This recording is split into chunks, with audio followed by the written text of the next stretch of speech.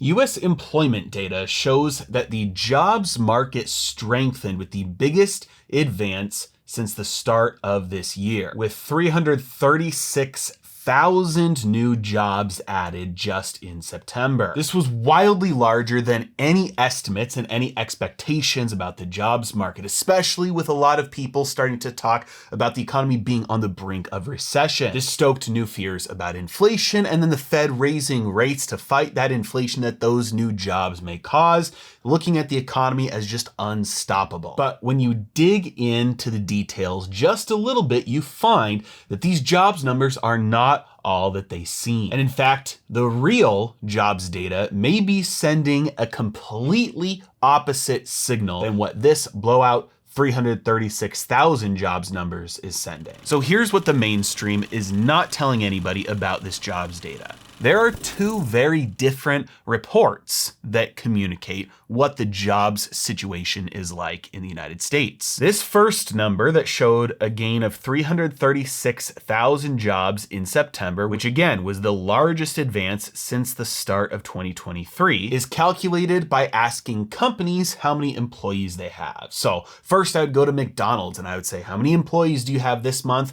We'll compare that to last month to get the number of jobs that you added. Then I'll go to Wendy's and I'll ask them how many jobs they have this month versus last month. Then I'll go to Burger King, then I'll go to Taco Bell, and obviously they go to companies other than fast food restaurants, but you get the picture. We're just asking companies how many employees they have this month versus the last month data, and then we get a net change in total jobs. And this seems like a relatively straightforward way to see what the employment data is like across the country, which leads to 336,000 jobs being added in September. Now, the reason why the market responded the way it did is because typically the economic narrative is, hey, we've got more people working. That means more income to go around. That means more people are spending. That means inflation stays embedded, which with what the Fed is currently trying to do, which is fight inflation, that means higher rates, which means that the market responded mixed over the following days from that news. But that is not the best way to calculate the jobs situation in the United States. The second report surveys individuals instead of employers. This is called the Household Survey, and the Household Survey for September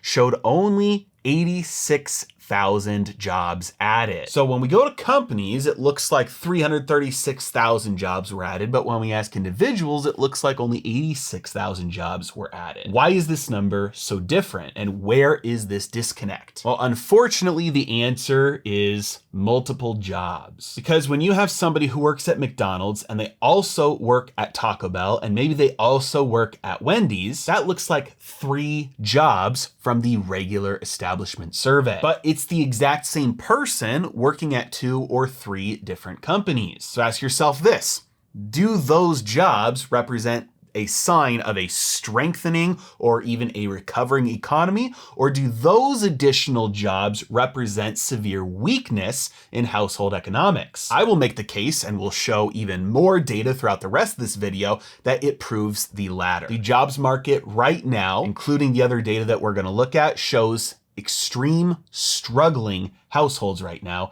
not economic strength. And the larger the difference between the payroll surveys, the establishment surveys that go to companies and ask them how many employees they have, and then the individual surveys, the household surveys that ask people if they have a job and how many jobs they have, the bigger the difference between those, the more American households are struggling. Because very simply, it just means more and more people are working multiple jobs. So next, let's take a look at the other evidence, the other data that shows that the jobs market and American households are struggling right now. But first, very quickly, if you have been waiting for a reason to join Heresy Financial University, this is your sign, because a few weeks ago, I opened up a coupon code that gave you your first month for $1, and it sold out within the first 90 minutes. Afterwards, I received a ton of emails from you guys asking me to open the coupon code back up again. So here I am, that's what I'm doing for you today. So if you missed it last time, here's your second chance. Use coupon code HERETIC99 to get your first month Heresy Financial University for only $1. Jump on this fast, because last time, like I said, it sold out completely in 90 minutes. Once they're gone, they're gone. The code just stops working. So grab it now while you can. Take a look at this chart, which is the total labor force participation. You can see in August, it was 62.8. and it was flat, unchanged until September. Again, still at 62.8. Now, this data, the labor force participation rate, is basically a percentage of the entire population. So this is different than other metrics like the unemployment rate and other metrics like that. This actually takes a look at literally everybody. And the labor force participation rate is unchanged at 62.8%, which means that all the job changing that happened, all the additions of jobs and all the job losses, it's just the same people. There were no additional net new jobs created. Actually, to restate that, to be a little bit more clear, we did obviously see new jobs get created, but it's the same people. So there's no new net change in the total number of people working. And this next chart we're gonna take a look at is probably the worst one of all, and that is full-time employment. We can see that just in June of 2023, full-time employment was at 134,859,000. Within just 3 months, full-time employment is down to 134,167,000. That is a loss of 692,000 full-time employees. Remember though, the labor force participation rate didn't change. So we have the same number of people working, yet almost 700,000 of those people no longer have full-time jobs. No change to the number of people working, but of those people working, a lot less of them have full-time jobs, and they made up for it by getting multiple jobs, which makes it look like job growth. And the worst part is this means people are working multiple part-time jobs, which means more and more people are going without benefits like healthcare and 401k, which is probably a minor contribution to the markets, but still, that means there are fewer people making contributions into investing accounts, contributing to a little bit more downward pressure on the stock market. And finally, let's take a look at the unemployment numbers, which is taking a look at the number of people who want a job that don't have a job. Unemployment rate is unchanged from August to September. However, it is at the highest it's been since February of 2022, almost 2 years, which means the trend is that more and more people who don't have jobs are trying to get jobs and cannot get them. So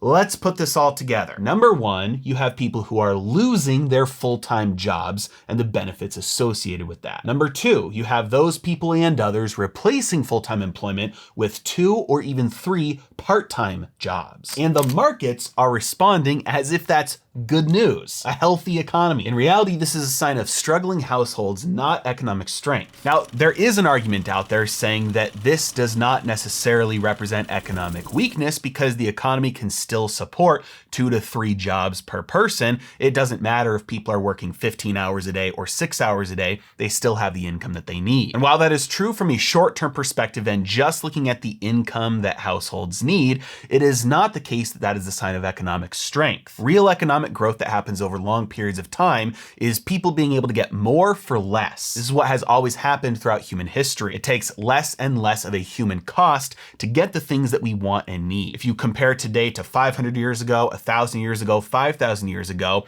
it costs a lot less for us to get our basic needs like food, clothing, shelter, transportation, and especially today, even luxuries than it used to. When you look at it from the standpoint of the cost of human time and human labor, wealth, meaning all the stuff that people want to need, is much more affordable now than it has ever been in human history. But short term, that trend is changing. For people to maintain their quality of life, they're having to pay more for it. It costs more. They have to spend more time and more labor to get the same amount of stuff. That is a sign of economic growth reversing, not staying the same. And if we just zoom in over the last century and take a look at the progression, we look, let's say 60 to 100 years ago, it used to be the norm to have 1 full-time employee supporting a family of 5 or 6. And obviously the quality of life has drastically improved over that same period of time. But the encroachment of government overreach has become unbearable for most households. Today now, the new norm is to have 2 full-time employees supporting a family of 2 to 4. Families making 6 figures are having a hard time making ends meet. And it's no wonder.